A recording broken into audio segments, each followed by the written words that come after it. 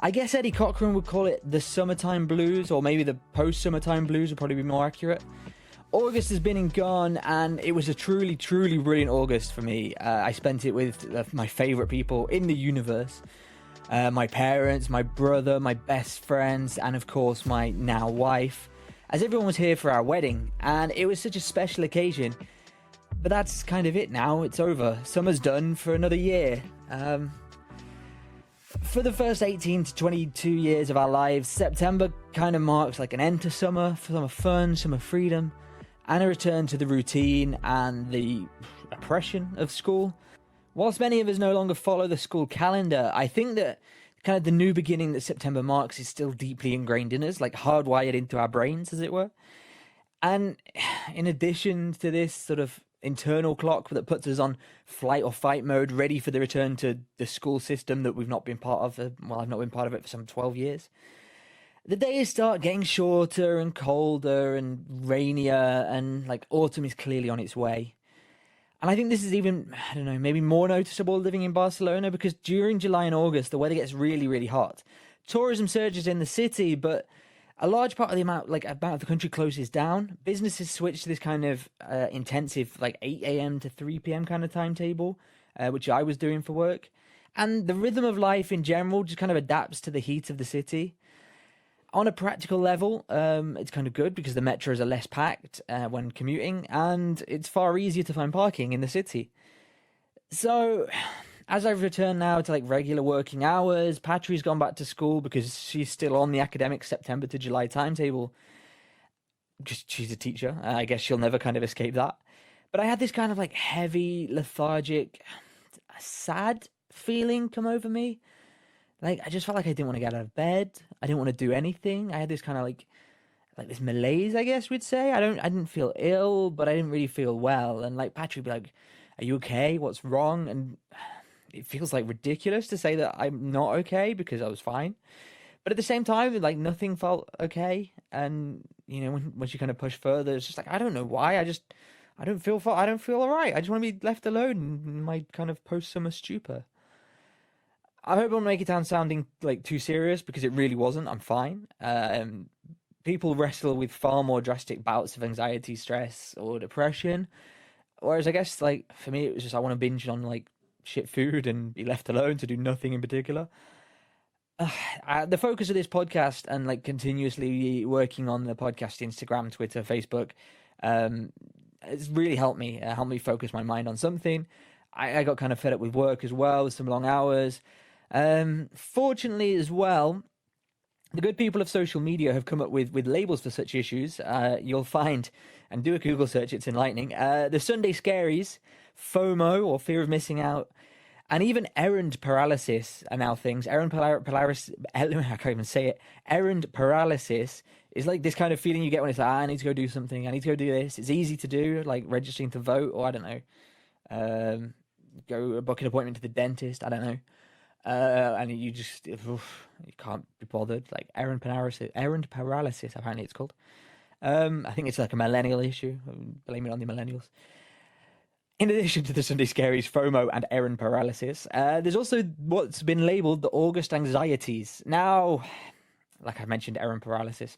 These things kind of seem ridiculous. Ways of just maybe like, I don't know, garnering attention on the internet, just complaining, talking about things.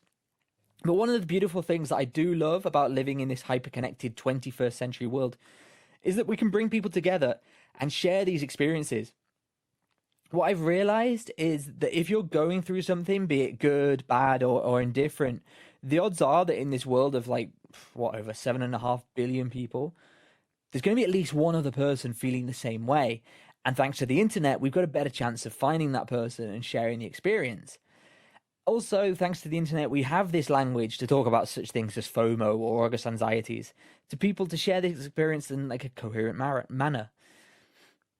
Isn't it a marvelous time to be alive?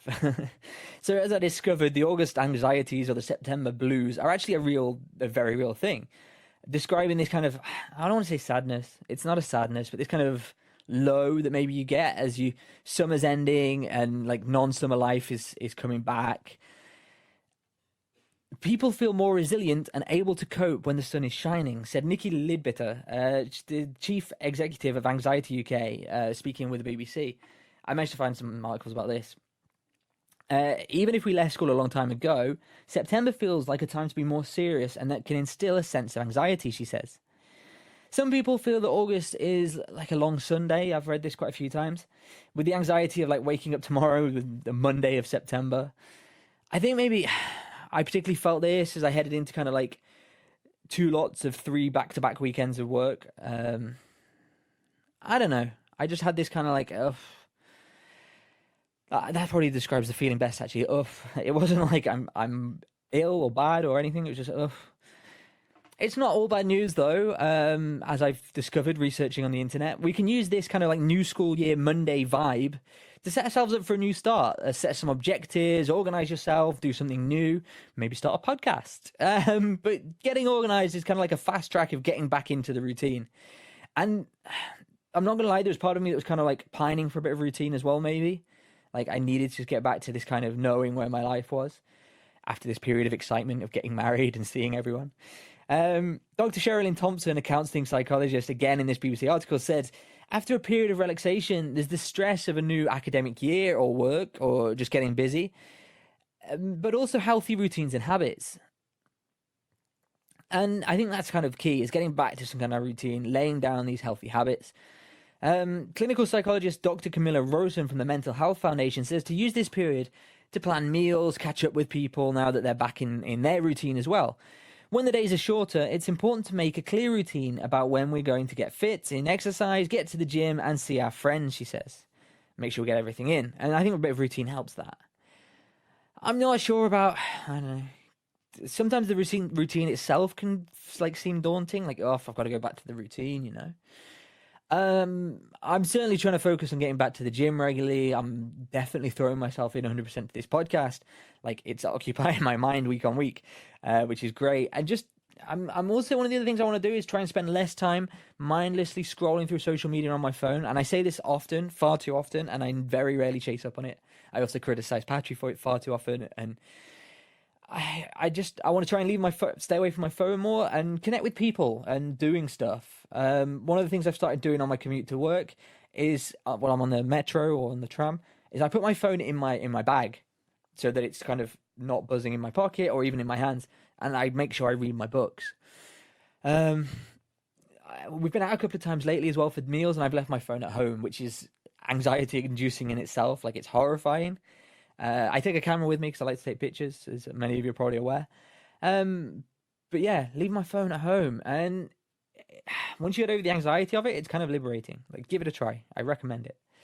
Also, apparently trying something new helps. So taking up a new hobby or sport or learning a new skill.